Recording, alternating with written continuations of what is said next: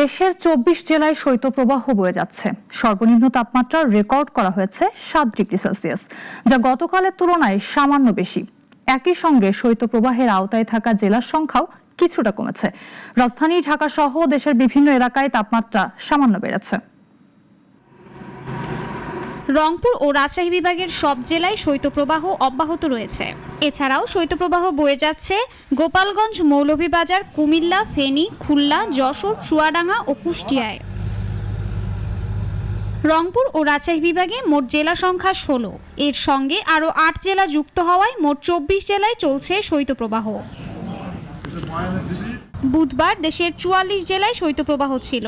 নওগাঁর বদলগাছীতে ৬.৭ degree Celsius তাপমাত্রা record করা হয়, যা ছিল চলতি শীত মৌসুমের সর্বনিম্ন। আজ সর্বনিম্ন তাপমাত্রা রেকর্ড করা হয় মৌলভীবাজারের শ্রীমঙ্গলে ৭ ডিগ্রি সেলসিয়াস। আবহাওয়া অধিদপ্তরের সংজ্ঞা অনুযায়ী ৮.১ থেকে ১০ ডিগ্রি সেলসিয়াস মৃদু শৈত্যপ্রবাহ, ৬.১ থেকে ৮ ডিগ্রি সেলসিয়াস পর্যন্ত মাঝারি শৈত্যপ্রবাহ, ৪.১ থেকে ৬ ডিগ্রি তীব্র শৈত্যপ্রবাহ এবং ৪ ডিগ্রি সেলসিয়াসের নিচে অতি তীব্র শৈত্যপ্রবাহ হিসেবে বিবেচিত। সকাল ৬টার সময় বাইরে ঠান্ডা লাগে, গুলারও যাওয়া যায় না ভাই, খামকাজও যাওয়া যায় না।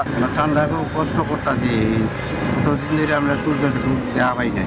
চাদর কিনতে আর আমরা টাকার অভাবে যে টাকা ইনকাম করিয়ে হয় না। ভোর ৫টার দিকে আমরা কিন্তু কাজে আই, কিন্তু ঠান্ডার বিনিময়ে কাজও দিতে পারি না। আবহাওয়া অধিদপ্তর জানায় আরও কয়েকদিন চলবে এই শৈত্যপ্রবাহ। শাশ্বতী সরকার, নাগরিক।